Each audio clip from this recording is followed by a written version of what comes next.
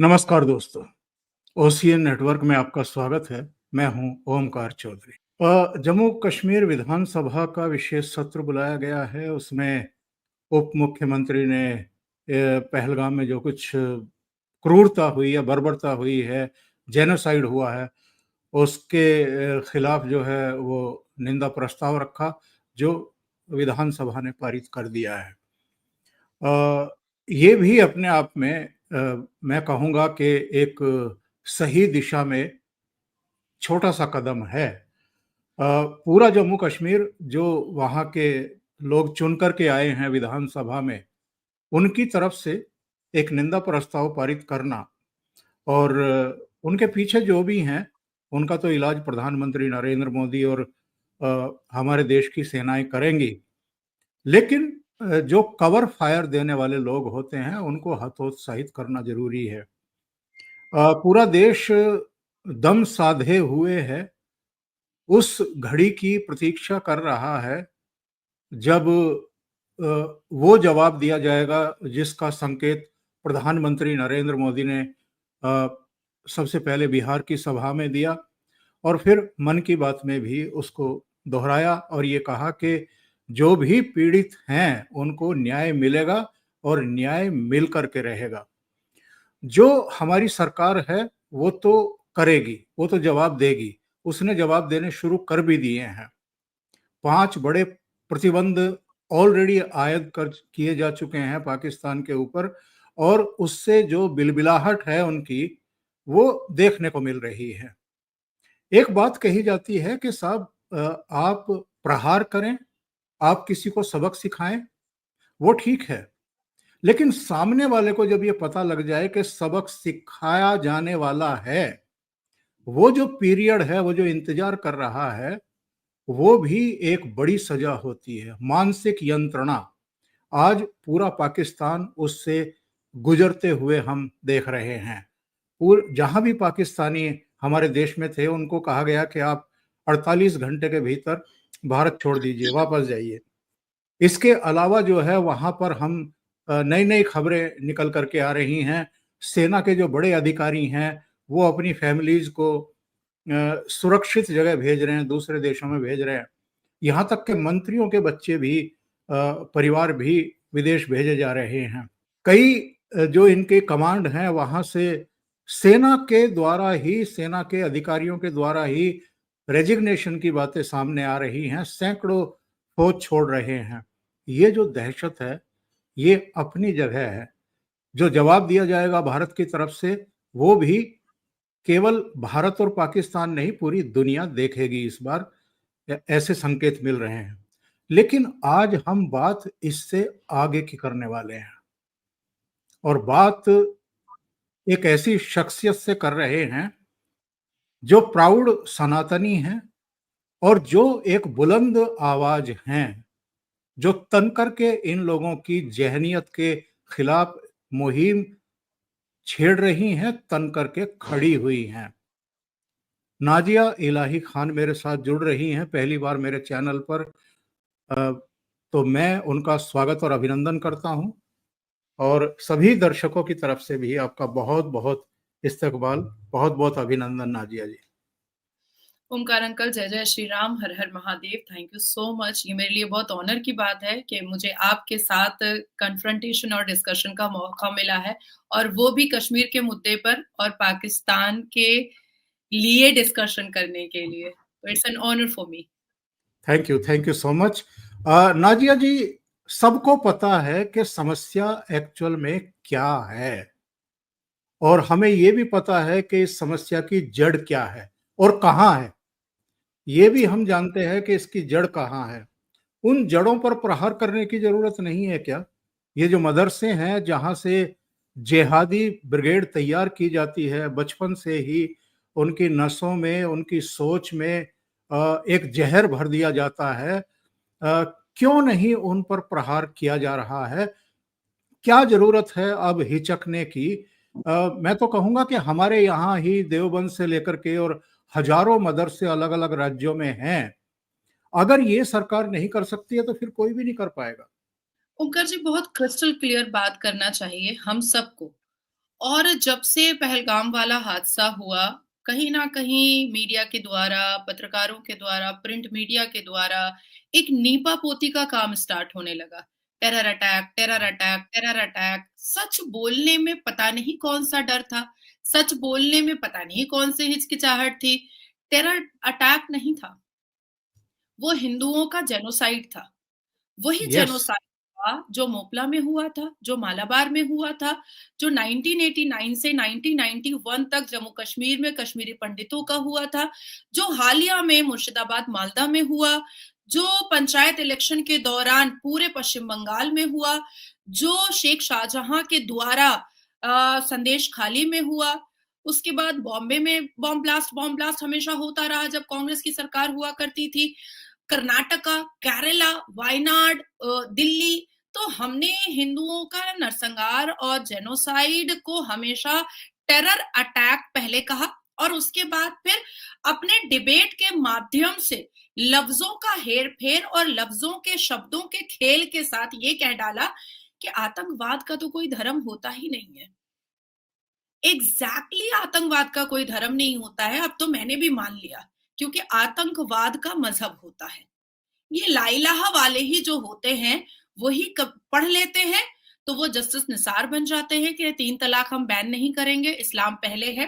वो अफजल गुरु बन जाते हैं, जो जाकर के पार्लियामेंट पर अटैक कर देता है। वो ओसामा बिन लादेन बन जाता है, जो आईफिल टावर को उड़ा देता है।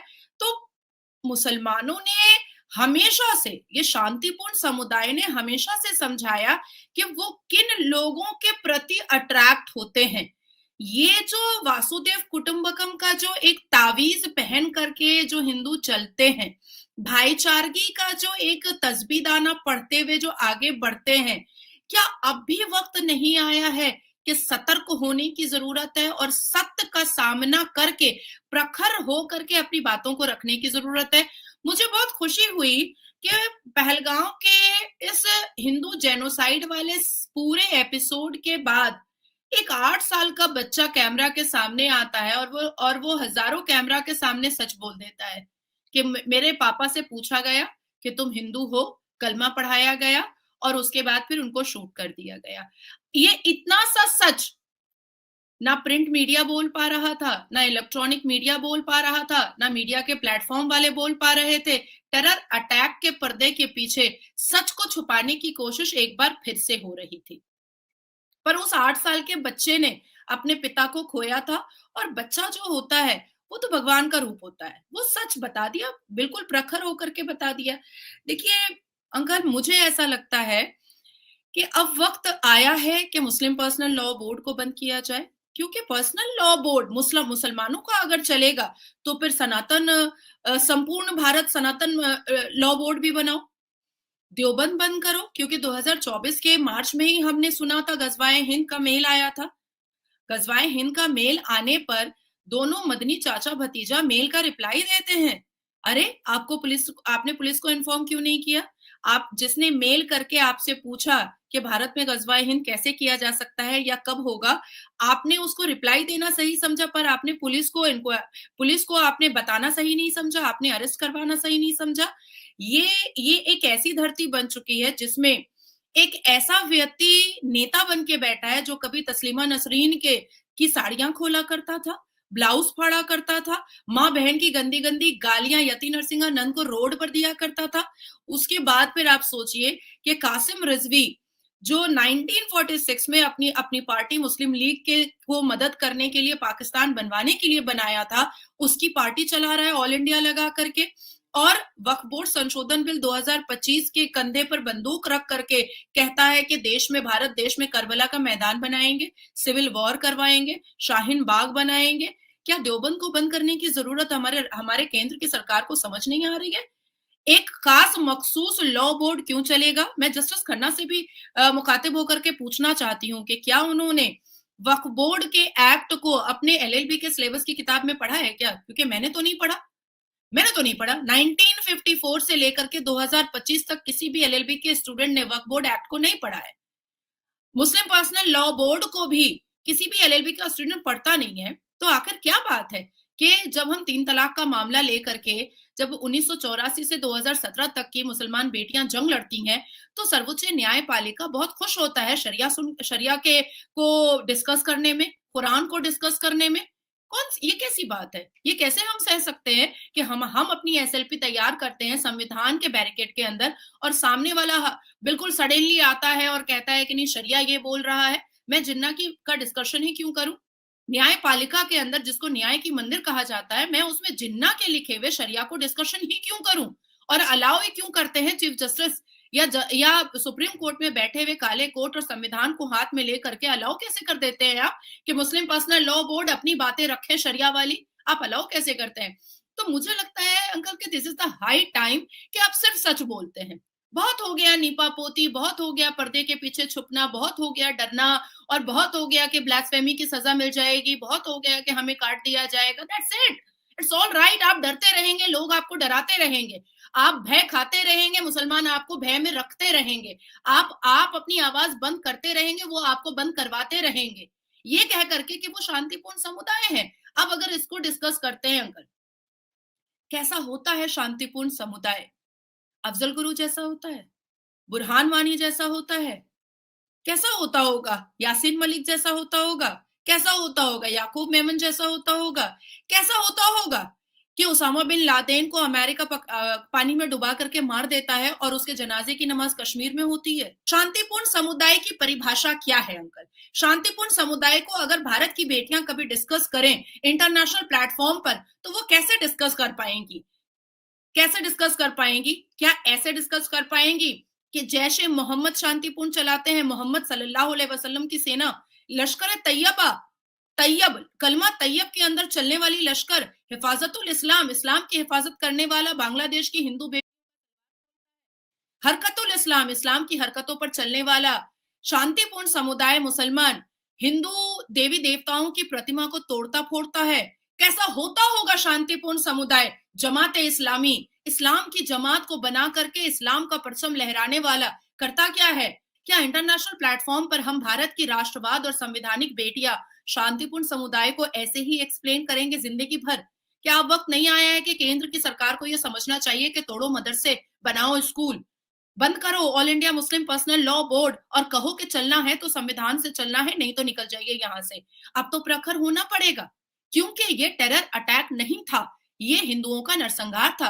क्या भारत में रहने वाला हिंदू सुरक्षित नहीं है?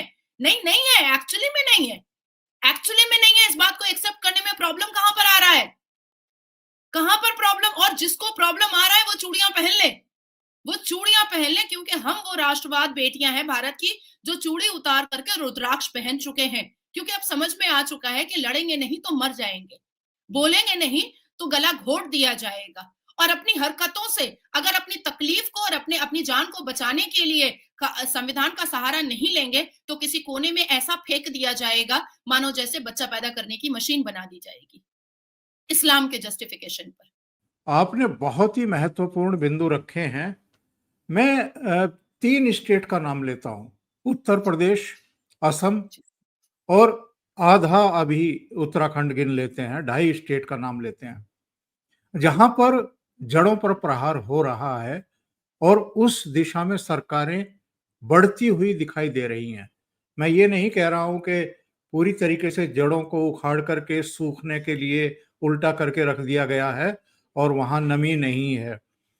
मैं ये कह रहा हूँ कि कम से कम योगी आदित्यनाथ ने ये तो पता किया कितने मदरसे हैं, ये तो पता किया कि उन मदरसों की वैधता या अवैधता क्या है, ये तो पता किया कि उनका फंडिंग का स्रोत क्या है, वहाँ जो पढ़ा रहे हैं, तालीम दे रहे हैं या तालीम ले रहे हैं, वो कौन हैं, कहाँ से आए हैं, क्या वहाँ पर पढ़ाया लिखाया जा रहा है। इसी तरीके से उत्तराखंड में जो जगह-जगह पूरे इतना सुरम्य, इतना सुंदर पहाड़, देवभूमि जिसको हम कहते हैं, वहाँ पर जगह-जगह मज़ारें बना दी गई, जगह-जगह कब्जे कर लिए गए। रातों-रात पता लगा कि साहब कुछ ही सालों में जो है वहाँ इतने मुस्लिम चढ़ बैठे हैं कि जो एक बड़ा खतरा बन गए हमारे मस्तक के ऊपर। इसी तरीके से असम के मुख्यमंत्री कहते हैं कि मुझे मदरसे नहीं चाहिए और मुसलमानों को भी नहीं चाहिए होते हैं, उनको अच्छे स्कूल, कॉलेज और जो आईटी सेक्टर के जितने भी इंस्टीट्यूट हैं, वो उनको क्यों नहीं चाहिए, मदरसे क्यों नहीं चाहिए।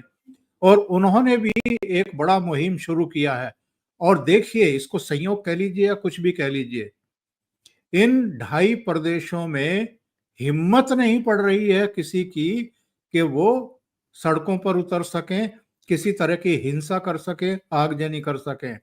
जब भी होता है, भूसा भर दिया जाता है उनमें, और वो उनकी जगह सीधे हवालात होती है और फिर जेल होती है।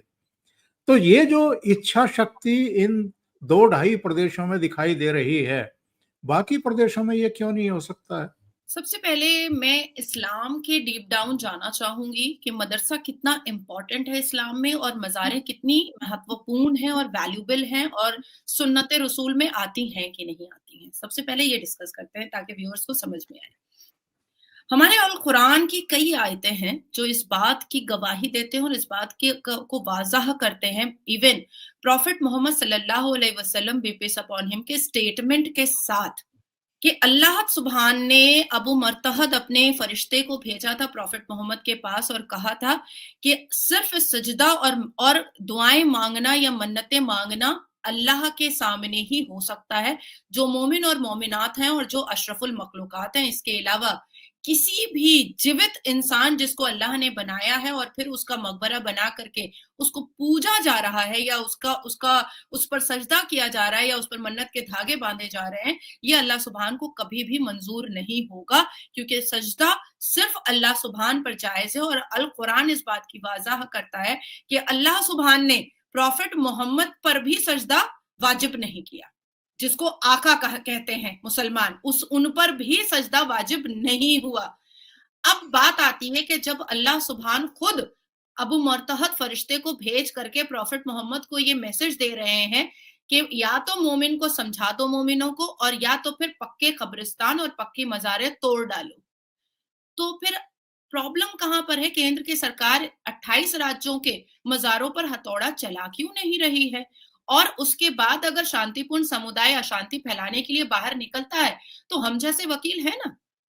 क्या हुआ 1984 से 2017 में अगर जजमेंट लेकर आए, पर लेकर आए ना, ऐतिहासिक जजमेंट लेकर आए तो तोड़िए ना, आप शुरू तो कीजिए। हम जैसे लोग आपके साथ हैं, कुरान की आयतें पढ़ करके सुनाएंगे। या मदरसे इसलिए खोले जाते हैं ताकि जाली नोट पाकिस्तान के पैसे पर छप सके, या मदरसे इसलिए खोले जाते हैं कि भीतर भीतर टोपा लगा करके और उटंगे पैजामे पहन करके और दाढ़ बिना मूछ के दाढ़ी रख करके आराम से नशे का व्यापार कर सके और कोई पकड़ भी ना सके। या मदरसे इसलिए खोले जाते हैं कि आतंक की पढ़ाई हम अंदर भीतर करवाते रहे इस्लाम के जस्टिफिकेशन पर और ये कहें कि हम तो शांतिपूर्ण समुदाय हैं।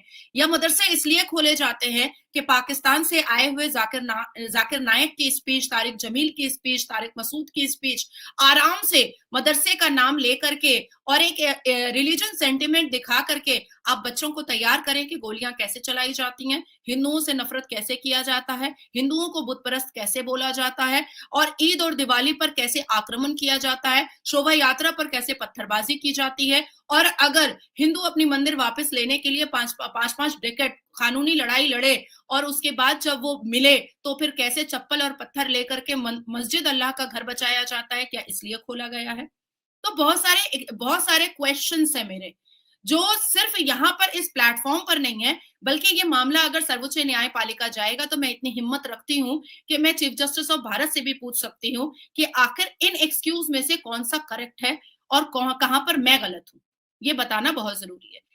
तीसरी जो आपका सवाल था अंकल, जाहिर सी बात है कि आखिर ऐसी कौन सी मजबूरी है, आखिर ऐसा कौन सा हिचकिचाहट है जो बिल्कुल प्रखर होकर के केंद्र की सरकार योगी आदित्यनाथ जी की तरह काम नहीं कर रही है, या पुष्कर धामी जी की तरह काम नहीं कर रही है, या आसाम के मुख्यमंत्री की तरह काम नहीं कर रही है। 1288 मदरसों को बहुत आराम से आसाम के मुख्यमंत्री ने तोड़ा और किसी ने कोई चू नहीं कर पाया। आप सोचिए, तो 3 दिन पहले की बात है, 23 तारीख को आसाम की पुलिस ने बदरुद्दीन अजमल के विधायक को अरेस्ट कर लिया। क्यों अरेस्ट किया? क्योंकि वो वीडियो बना करके डाल रहा था और वो मुसलमान टेररिस्ट के समर्थन में और उसका डिफेंस लेने के लिए बात कर रहा था।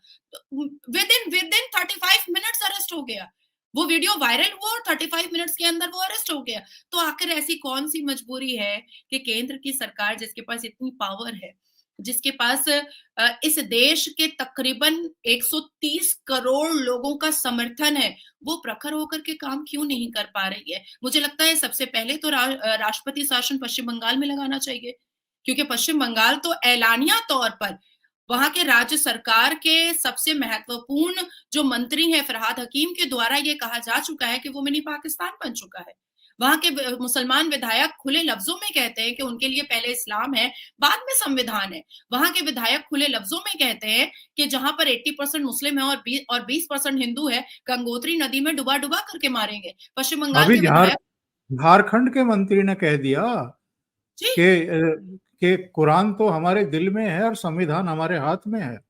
जी एग्जैक्टली तो फिर आखिर ऐसी कौन सी मजबूरी है कि ऐसे राज्य जो मिनी पाकिस्तान बन चुके हैं, ऐसे राज्य जहां के विधायक जो संविधान हाथ में लेकर के असेंबली में शपथ लेते हैं, लेकिन वो इस कट्टर इस्लामिक और इस्लामिक एक्सट्रीमिस्ट साबित हो चुके हैं। तो ऐसे राज्यों में राष्ट्रपति शासन लगाने में देर कैसी या हिचकिचाहट कैसी? तो मुझे लगता है कि केंद्र की सरकार को थोड़ा और भी वास्ट और फास्ट होने की जरूरत है। जैसे मुझे याद है कि उरी के वक्त 2016 में आदरणीय प्रधानमंत्री श्री नरेंद्र दामोदर दास मोदी जी ने कहा था कि खून और पानी एक साथ नहीं बह सकता। उसके बाद चुटपुट छोटे बड़े बहुत सारे हिंदुओं के नरसंहार होते रहे। एक संदेश बहुत ही महत्वपूर्ण तरीके से और बहुत बड़ी जिम्मेदारी के साथ हमारे आदरणीय प्रधानमंत्री ने पाकिस्तान को दे दिया था कि खून और पानी एक साथ नहीं बहेगा। और उन्होंने सिंधु नदी के बारे में उसी वक्त एक एक नोट नोट उन तक पहुंचा दिया था। पर इनका दिमाग तो खाली रहता है, ये तो जज्बे वाली कौम है, फी सबीलिल्लाह वाली कौम है। लेकिन 2016 से 2025 तक का इंतजार क्यों था? ये तो और जल्दी हो सकता था, ये तो और पहले हो सकता था। या 45 घंटे में पाकिस्तानियों को बाहर निकालना। आज समझ में आया अंकल कि ये शाहीन बाग पे बैठती कौन थी? अब समझ में आ रहा है कि ये जंतर मंतर पे बैठती कौन थी? समझ में आ रहा है कि ये आजादी के नारे कौन हिजाबन और जिहादन लगाती थी? क्योंकि इनके बाबुल तो थे भारत के, लेकिन ये बुलबुल तो हो चुकी थी पाकिस्तान के पुरुषों की। तो जाहिर सी बात है कि ये जिनकी बुलबुल है उन्हीं का गाना गाएंगी ना। जो सुर बुलबुल ने सिखाया है उसी का संगीत अलाप करेंगी ना ये तो समझ में आया ना। आप सोचिए सिर्फ पंजाब से 83,000 मुस्लिम महिलाओं की शादी पाकिस्तानी पुरुषों से हुई है। मैं अभी महाराष्ट्र में हूँ। मुझे पता चला कि नाला सुपारा में और डोंगरी में और धारावी में मतलब जो हिंदू बच्चे पाकिस्तान के झंडे को जमीन पर बिछा रहे थे, तो महिलाओं ने उन पर आक्रमण कर दिया। उनको उनको जलाने के लिए आगे बढ़ गई, उनको नोचने और चीर-फाड़ करने के लिए आगे बढ़ गई कि आप पाकिस्तानी झंडे को जमीन पर लगा कैसे सकते हैं? अरे क्यों नहीं लगा सकते? क्यों नहीं लगा सकते? हमारे भारत के नागरिक को वो मार रहे हैं, हमारे भारत के बिल्कुल। नागरिक को वो धर्म पूछ करके मार रहे हैं, तो हम क्यों नहीं लगा सकते? तो ये सेंटीमेंट अब खुल करके सामने आया है, बुर्का खुल चुका है। बहुत ही अहम बातें आपने कही हैं नाजिया जी, लेकिन इनको कवर फायर देने वाले कम नहीं हैं हमारे यहाँ। इकोसिस्टम के पूरा गिरोह है साहब, जो चैनल भी खोले हुए हैं और जो तुरंत इनके बचाव में आगे आ जाते हैं, एक नैरेटिव सेट करने की कोशिश करते हैं। मुझे तो ताज्जुब होता है कि कांग्रेस पार्टी मणिशंकर अय्यर जैसों को रखती है, राशिद अल्वी जैसों को रखती है। कई ऐसे नाम हैं जो पाकिस्तान के लिए यहाँ पर फील्ड सजाते हैं और एक नैरेटिव सेट करने की कोशिश करते हैं। इससे ज्यादा हैरत की बात मेरे जैसे लोगों के लिए, आपके जैसे लोगों के लिए हो नहीं सकती कि मणिशंकर अय्यर ये दुस्साहस करते हैं कहने का कि सब अनफिनिश पार्टीशन की वजह से ये समस्याएं खड़ी हो रही हैं। कितना बंटवारा करोगे देश का, कितने टुकड़े करवाओगे और कब जाकर के तुम्हें तसल्ली मिलेगी? अंकल इसको मैं ऐसे एक्सप्लेन करूंगी कि कांग्रेस का सबसे बड़ा चेहरा एक्सीडेंटल हिंदू नेहरू, जब वो जिन्ना के साथ बैठ कर बोटियां तोड़ा करता था, सिगार जलाया करता था और सिगरेट जलवाया करता था और जलाया करता था। तो ये दोस्ती वैसी ही है जैसे हमने अमिताभ बच्चन और धर्मेंद्र की देखी थी, ये दोस्ती हम कभी नहीं तोड़ेंगे, जो गाना हमने सुना था, ये दोस्ती वही है। आप सोचिए कि सिंधु नदी का जब इन्होंने समझौता योजना साइन किया था, तब भी देश के पार्लियामेंट में, लोकतंत्र के मंदिर में ये आवाज़ उठी थी कि आपने 80% पानी दे दिया पाकिस्तानियों को। ये तो आपने भारत के लोगों के साथ बहुत बड़ा पाप किया है, ये गलत किया है। उसके बाद फिर जब गांधी ने मंदिर में बैठ करके कुरान की आयतें पढ़ी थी, तब भी भारत देश के हिंदुओं ने आवाज़ उठाई थी कि ये अब आपने बहुत बड़ा गलती की है और अगर आपको इसको इक्वल करना है, तो फिर मस्जिदों में बैठ करके श्रीमद् भगवत गीता के अध्याय भी पढ़ दीजिए। लेकिन नहीं, नहीं हुआ और कहीं न कहीं कांग्रेस ने हमेशा हिंदुओं को डराने की, चमकाने की, धमकाने की कोशिश करने की पूरी मतलब प्रक्रिया और पूरी स्ट्रैटेजी पर वो सेट रहे। डर उसी वक़्त हो चुका था जब इस देश का पहला शिक्षा मंत्री एक अरब से आया हुआ फ़ारसी और अरबी समझने वाला व्यक्ति बना था। तभी उस वक़्त हिंदू डर चुके थे, उस वक़्त के वीर डर चुके थे, उस वक़्त के योद्धा डर चुके थे कि ये क्या सिखाएगा? ये तो यही सिखाएगा ना कि काफ़िरों को काटा कैसे जाता है, काफ़िरों को मारा कैसे जाता है, काफ़िरों की परिभाषा क्या होती है, काफ़िरों को समझा करके दावत इस्लाम कैसे करवाया जाता है। उसके बाद फिर बैक टू बैक गांधी परिवार से के जितने भी बच्चे पैदा होते गए, उसको बाबर के कब्रिस्तान में ले जा करके पूरा एक रिचुअल पूरा करवाना, जैसे हमारे हिंदू सनातन धर्म में जनेऊ का रिचुअल पूरा होता है, हमारे यहाँ श्राद्ध के रिचुअल्स पूरे होते हैं, हमारे यहाँ जागरण के रिचुअल्स पूरे होते हैं, तो उसी तरीके से गांधी परिवार में बाबर के कब्रिस्तान में ले जा करके सूरह फातिहा पढ़वा करके शीरनी बंटवा करके रिचुअल्स पूरा करवाया जाता है। तो जो व्यक्ति खुद को एलानिया ये कहता था कि वो एक्सीडेंटल हिंदू है, तो वो तो यही करेगा ना, और करेगा क्या?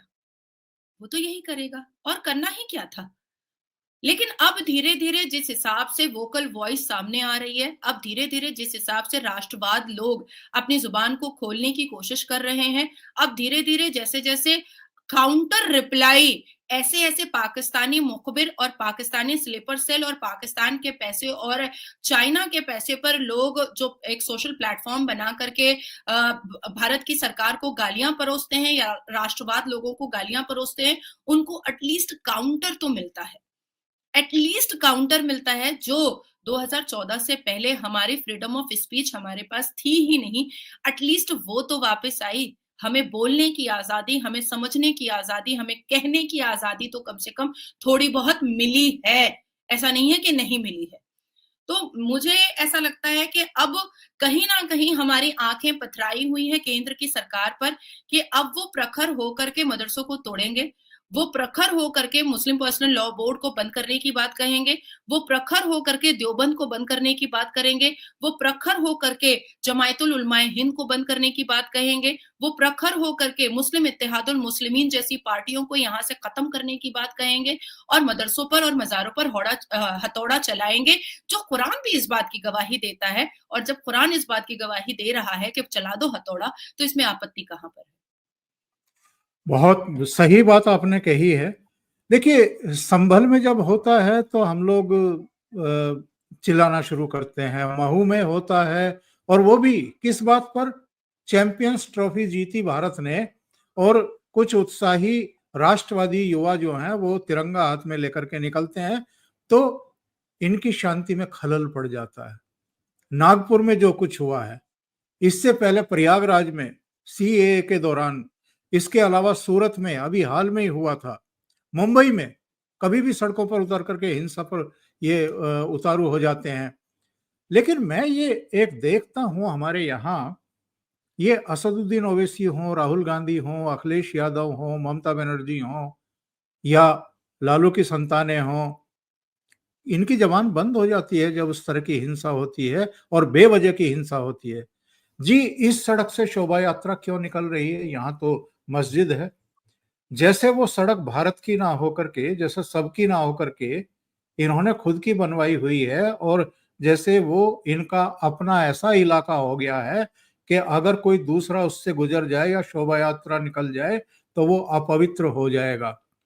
और आज जब ये पूरा देश इस समय आक्रोश में है, मुट्ठियां बंद हैं, नसें तनी हुई हैं लोगों की कि इनको सबक सिखाओ, तब ये मोमबत्तियां लेकर के, और ये इसको अलतकिया बोलते हैं, क्या बोलते हैं जो ये दिखा रहे हैं इस समय, नाटक नौटंकी कर रहे हैं, असदुद्दीन ओवैसी से लेकर के उनकी पूरी ब्रिगेड, जो मोमबत्ती लेकर के वहां पर सड़कों पर उतर रहे हैं, प्रदर्शन कर रहे हैं और उनको कुत्ते और हरामजादे बता रहे हैं।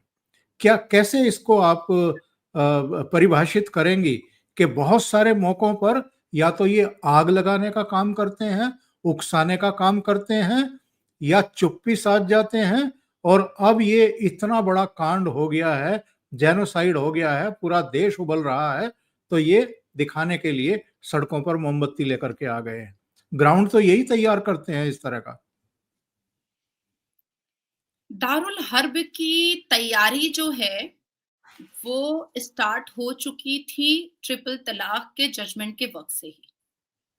2017 की मैं बात कर रही हूँ। उससे पहले तो हो ही रही थी, लेकिन एकदम मतलब ब्लूप्रिंट तैयार हो चुका था 2017 ट्रिपल तलाक के हिस्टोरिकल जजमेंट के वक्त से दारुल हर्ब की तैयारी। उसके बाद कहीं न कहीं दारुस्सलाम करने का स्ट्रैटेजी, जेपीसी की जब मीटिंग चल रही थी वक्फ बोर्ड संशोधन बिल 2025 की, और जिस हिसाब से विपक्षी दलों के बयानात आ रहे थे, वो दारुस्सलाम की तरफ ही और गज़वाए हिंद की तरफ ही इशारा कर रहे थे, जो सब जितने भी संवैधानिक लोग हैं और राष्ट्रवाद लोग हैं, उनको समझ में आ रहा था। आपने कहा कि जब मैच होता है और भारत जीतता है ट्रॉफी, चैंपियन ट्रॉफी, तो भारत के झंडे पर कुछ शांतिपूर्ण समुदाय को आपत्ति होती है, तो अभी तो हिजाब खुल गया कि जब पाकिस्तान के आतंकी मुसलमान जब हिंदुओं का खतना देखकर उनकी हत्या करते हैं, और फिर भी हम अपने भारत देश में, अपनी मातृभूमि पर हम पाकिस्तान का झंडे को पैर के नीचे नहीं रख सकते, मुसलमानों को तकलीफ होती है, तो वो किस झंडे का सम्मान करते हैं, ये तो दूध का दूध और पानी का पानी हो चुका है। जिन विपक्षी नेताओं का आपने अभी ज़िक्र किया, उसमें मैं आपको याद दिला दूँ अंकल कि इन्होंने अपने चरित्र का बयान तो पहले ही दे दिया था, जब इन्होंने सर्वोच्च न्यायपालिका में ये सबमिशन दिया था कि भगवान राम काल्पनिक है। अभी हालिया में कुंभ हुआ था, और कुंभ में किसी ने कह दिया मौत का कुंभ है, किसी ने कह दिया कि कुंभ में मोलेस्टेशन हो रहा है, किसी ने कह दिया कि वीआईपी सेक्टर बना दिया गया है, किसी ने कह दिया कि कुंभ एक तमाशा चल रहा है, किसी ने कह दिया कि वो तो पूरे वक्फ की प्रॉपर्टी है, किसी ने कह दिया कि वहां पर सिर्फ ऐश और अय्याशियां हो रही हैं, किसी ने कह दिया कि हमें हमें जाने की जरूरत ही क्या है, और छुप कर जा करके नहा के भी आ जाते हैं, गंगा स्नान करके भी आ जाते हैं। उसके बाद आप देखिए कि जब राम मंदिर के पक्ष में हमारे संत और महंत जब अपनी जान की बिना परवाह किए राम मंदिर के लिए आंदोलन कर रहे थे, तो यही अखिलेश यादव के पिता अब्बा मुलायम सिंह यादव ने प्राइवेट जेट से संतों और महंतों के कलेजे पर गोलियां चलवाई थी। तो इन्होंने अपने रिलीजन का परिचय तो बहुत पहले दिया था, बस हम ही इंतजार कर रहे थे कि भाई खुल के तो सामने आ जा। हम इशारों को समझ नहीं रहे थे, हम इग्नोर कर रहे थे। हमारे अंदर क्या है ना अंकल, इग्नोरेंट बहुत ज्यादा है। अब सुधर जाएगा, अब संभल जाएगा, शायद अब हिंदुत्व जाग जाएगा, शायद अब मातृभूमि के लिए मोहब्बत जाग जाएगी, शायद अब इस्लाम घर में और संविधान पहले हो जाएगा, लेकिन ऐसा नहीं है। अब इसकी पॉलिटिकल स्ट्रेटेजी मैं बताऊंगी बहुत छोटे में। ये बात विपक्षी दलों को बहुत अच्छे से पता है कि उनका अस्तित्व खत्म हो रहा है, क्योंकि जिस तरीके से अवेयरनेस प्लेटफॉर्म के जरिए देश के हिंदू जाग रहे हैं, ये उनको समझ में आ रहा है कि पॉलिटिकल अस्तित्व और पॉलिटिकल आइडेंटिफिकेशन नील बटा सन्नाटा धीरे धीरे होता चला जा रहा है विपक्षी दलों का। तो इनको बस एक चीज समझ में आ चुकी है कि अपनी लग्जेरियस लाइफ का जो लस्ट इनके जुबान पर लग चुका है, और सत्ता में अब तो बैठ नहीं पाएंगे, तो कम से कम चेयर तो रहे, सत्ता नहीं कुर्सी तो रहे। अब वो कुर्सी विपक्षी दल की रहे, अब वो कुर्सी सिर्फ मात्र एक विधायक की रहे, अब वो कुर्सी मात्र एक सांसद की रहे, लेकिन रहे सिर्फ उसको बचाने के लिए पाकिस्तानी मानसिकता, जिहादी और आतंकी मानसिकता जैसे शांतिपूर्ण समुदाय का समर्थन ये खुले आम कर रहे हैं और मैदान में उतर करके कर रहे हैं, ताकि इनको इनके वोट से इनका चेयर बच जाए। That's it. इसके अलावा कुछ भी नहीं है, कुछ भी नहीं है। इनको भी पता है कि ये क्या कर रहे हैं। बस डर इस बात का है कि अगर दोबारा महाराणा प्रताप की छवि सामने आ गई, दोबारा संभाजी महाराज जैसी कोई छवि सामने आ गई, दोबारा अगर झांसी की रानी जैसी कोई छवि सामने आ गई, तो कहीं ऐसा ना हो कि अवैसी की शेरवानी और अखिलेश का सलवार खोल करके रोड पर मारने की नौबत आ जाए। बस इतना ही है। और जो असली मुसलमान हैं, वो तो हिजाब से भी मुक्ति पा रहे हैं। वो तो अब खुली दुनिया में दुनिया के साथ कदम ताल करके आगे बढ़ने का संकल्प और जज्बा भी दिखा रहे हैं। ये जो कन्वर्टेड हैं, ये जो नकली हैं, इन्हीं में कट्टरता ज्यादा है। यही गजवाए हिंद का सपना लेकर के सब कुछ तबाह करने पर उतारू हैं। बांग्लादेश में भी खत्म कर दो, पाकिस्तान में भी खत्म कर दो, धर्मस्थल तोड़ दो, गले काट दो। अभी मुर्शिदाबाद में जो पिता पुत्र मूर्तिकारों का हुआ है, ये अगेन अगेन मैं कहूंगा कि एक ऐसी आंख खोल देने वाली घटना है कि इसके बाद भी अगर दिमाग ठीक नहीं होते हैं लोगों के, और इनकी साजिश और इनका जो ध्येय है, हेतु है, मकसद है, वो अगर समझ में नहीं आता है, तो बहुत देर हो चुकी होगी। अंकल, मैं इसको बहुत छोटे में आपको एक्सप्लेन करके फिनिश कर दूंगी।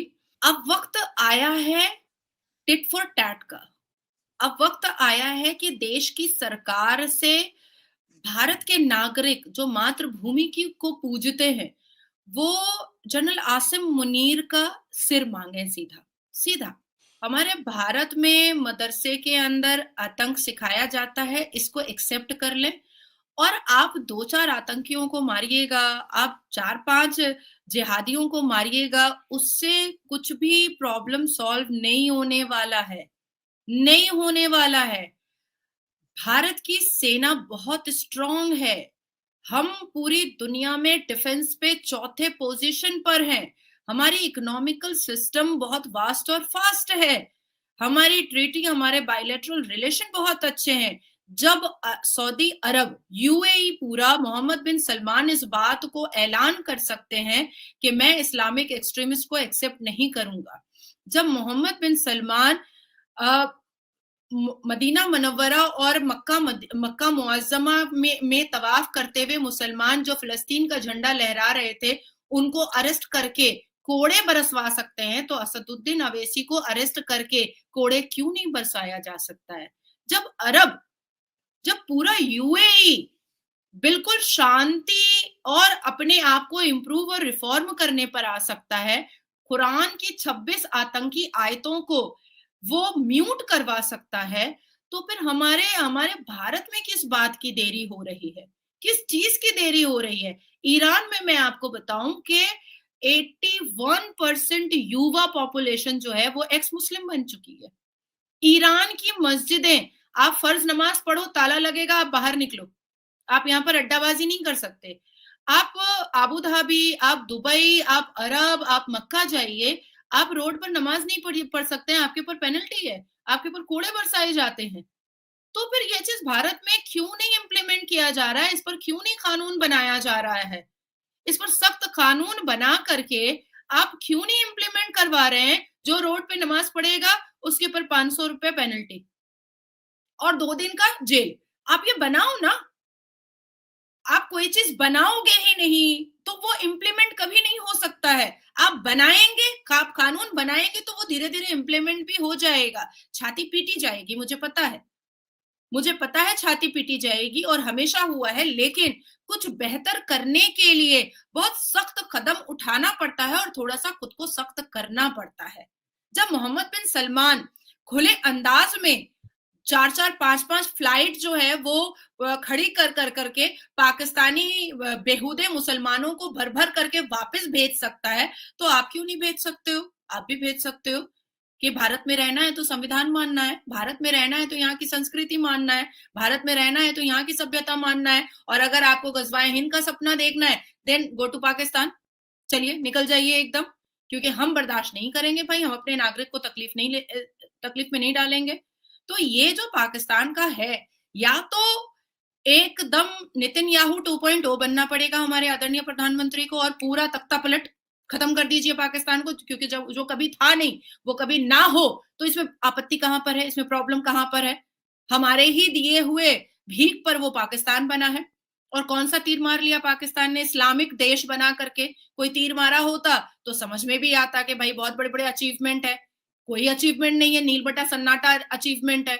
या तो नेतन्याहू वाला काम करें और या तो फिर इतने ज्यादा कानून सख्त कर दें कि यहाँ के मुसलमानों को समझ में आए कि भारत में रहना है भैया तो कानून पे तो चलना पड़ेगा, अदरवाइज एकदम कोड़े बरसाए जाएंगे। और मुझे लगता है कि मत दीजिए आप इंटेरोगेशन और इन्वेस्टिगेशन का सिस्टम, आप कहिए कि तुम मुसलमान हो, तुमको इस्लामिक पनिशमेंट देंगे, देखिए भूत भाग बिल्कुल जाएगा। सही। जिन जिन्नात जितना चढ़ा हुआ है ना सर पे सब भाग जाएगा इन लोगों के। नाजिया, बहुत बहुत धन्यवाद आपका, दिल की गहराइयों से धन्यवाद। आप जुड़े, इतना समय निकाला और बहुत महत्वपूर्ण बिंदुओं को आपने रेखांकित किया है। Thank you so much. वंदे नमस्कार। मातरम, भारत माता की जय, हर हर महादेव। वंदे मातरम।